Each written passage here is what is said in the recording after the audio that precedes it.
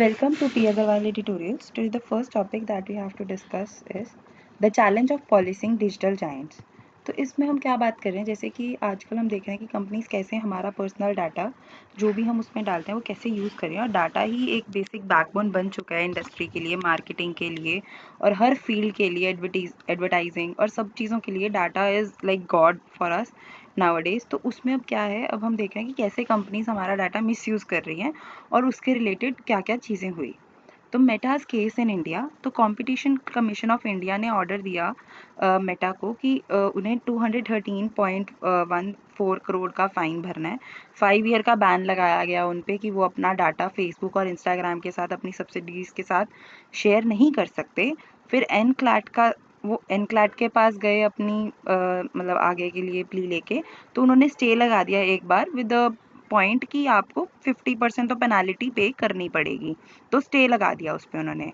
फिर रीज़न क्या था एक्शन के लिए कि व्हाट्सएप की 2021 में प्रिवेसी पॉलिसी इस तरह की आई कि उसने अपने यूज़र्स को फोर्स किया कि आप चाहे व्हाट्सएप यूज़ करो या फिर छोड़ दो, पर लेकिन अगर यूज़ करना है तो कंपल्सरी आपको कंसेंट देना ही पड़ेगा एक्सपेंडेड डाटा शेयरिंग के लिए। एक्सपेंडेड डाटा शेयरिंग का मतलब कि वो अपनी सारी सब्सिडीज के साथ डाटा शेयर कर पा रहे हैं। तो मेटा ने इस डाटा को यूज़ किया एज, मतलब एक तरह से तो यही है ना कि वो एक अनफेयर कॉम्पिटिटिव एडवांटेज ले रहे हैं एक जगह से डाटा लेके। अगर अब वो फेसबुक पे वही एड्स आपको दिखाएंगे जिस तरह का आप बात कर रहे हो या उस तरीके की, तो उस तरह वो एक अनफेयर एडवांटेज के लिए उन्होंने यूज़ किया। फिर हम डाटा और मार्केट डोमिनेंस पे देखते हैं कि data as a source of power, तो हमें पता है आज के टाइम पे वो की इनेबलर है। कंपनी जैसे कि मेटा अपने एल्गोरिदम्स उससे काफ़ी ज़्यादा रिफाइन करती हैं, हाइपर टारगेटेड एड्स देती हैं, यूज़र लॉक इन इफेक्ट्स लगाती हैं। तो डाटा ड्रिवन नेटवर्क का इफेक्ट्स क्या रहता है कि जितने ज़्यादा यूज़र्स उतना ज़्यादा डाटा, उतना ज़्यादा प्लेटफॉर्म वैल्यू और हायर एंट्री से क्या बैरियर्स फॉर कॉम्पिटिटर्स। तो जितना ज़्यादा ये ग्रो करेंगे, जितना ज़्यादा ये लोगों को अपने साथ इंडल्ज कर पाएंगे, तो उतना ही कॉम्पिटिशन को वो ख़त्म करते जा रहे हैं। Past cases of tech regulation in India, तो आगे गूगल के साथ भी सेम केस हुआ कि कैसे वो मतलब जैसे फ़ोन्स में ऑलरेडी प्री इंस्टॉल्ड उनके ऐप्स आ रहे थे, फिर सर्च इंजन्स पे वो अपनी एड्स कितनी ज़्यादा दिखा रहे थे, तो उनको डोमिनेंस के लिए अक्रॉस मल्टीपल मार्केट्स उनको भी फाइन लगाया गया था। Global actions against big tech, तो यूएस ने भी एक्शंस लिए, मेटा को एंटी ट्रस्ट लिटिगेशन फेस करना पड़ा। फिर गूगल को भी गिल्टी फाउंड किया गया of violating the Sherman act in 2024, जिसमें वो एक्सक्लूसिव एग्रीमेंट दे रहा है सर्च और एडवर्टाइजिंग में। फिर यूरोपियन एंड ऑस्ट्रेलियन रेगुलेशंस, तो जर्मनी ने क्या हुआ, मेटा को फाइन किया for combining user data without consent. Then European Union ने इन्वेस्टिगेट किया कि मेटा का एड सपोर्टेड सब्सक्रिप्शन मॉडल, फिर गूगल को भी उन्होंने फाइन किया फॉर एंटी कॉम्पिटिटिव प्रैक्टिसेस। तो हम देख रहे हैं हर तरफ ही ये चीज़ है, और भी जगह पे हिस्टोरिकल प्रेसिडेंट्स भी, अब ये तो रिसेंट थे फिर भी, अब और भी पहले के कौन से, AT&T कंपनी जो है यूएस की, उसको भी इस चीज़ के लिए वो भी फोर्स करी थी टू डाइवर्स 22 ऑपरेटिंग कंपनीज, ताकि वो अपनी उनकी मोनोपोली ब्रेक करने के लिए किया गया। फिर माइक्रोसॉफ्ट को फोर्स किया गया कि वो इंश्योर API एक्सेस रखें और PC मैन्युफैक्चरर्स के लिए फ्लेक्सिबिलिटी बढ़े। Then regulatory gaps in India, तो कॉम्पिटिशन एक्ट 2002 जो था उसका फोकस था प्राइस बेस्ड डोमिनेंस पे, और कोई डाटा सेंट्रिक मोनोपोलीज के लिए कोई प्रोविजन नहीं था।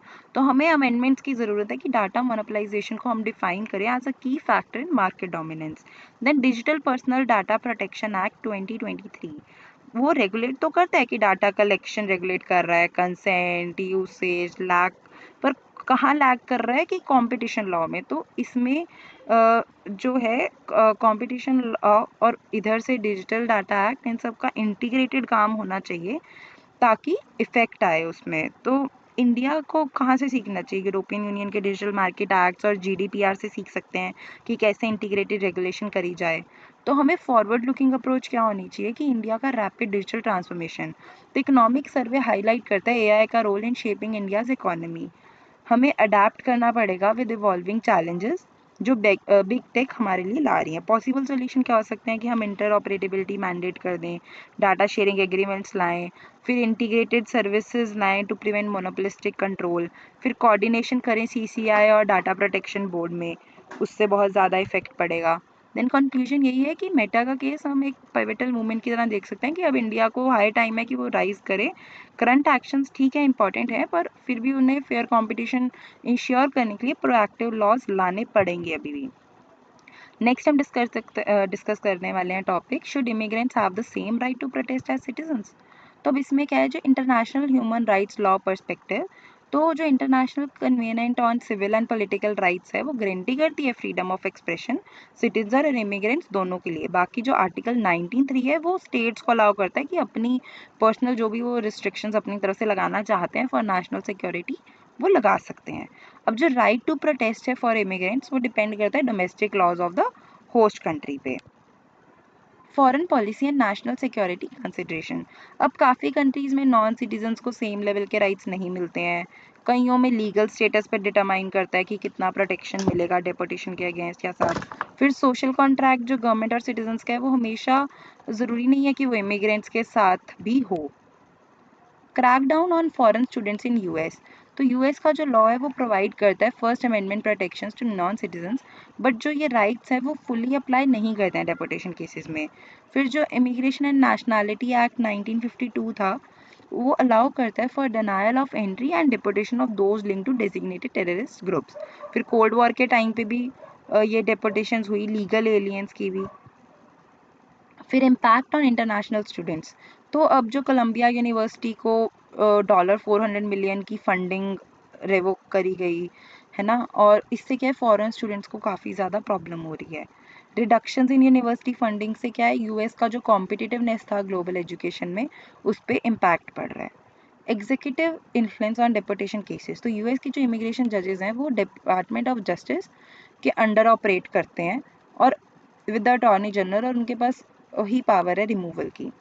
इससे कंसर्न्स रेज होते हैं कि एग्जीक्यूटिव इंटरफेरेंस इसमें बहुत हो सकता है और फेयरनेस ना आए मे बी डेपोटेशन प्रोसीडिंग्स में। ऑल्दो एपिलेट कोर्ट्स हैं जो सेफगार्ड की तरह एक्ट कर रहे हैं, बट जो प्रोसेस है वो फिर भी इमिग्रेंट्स के लिए इतनी ट्रांसपेरेंट नहीं है।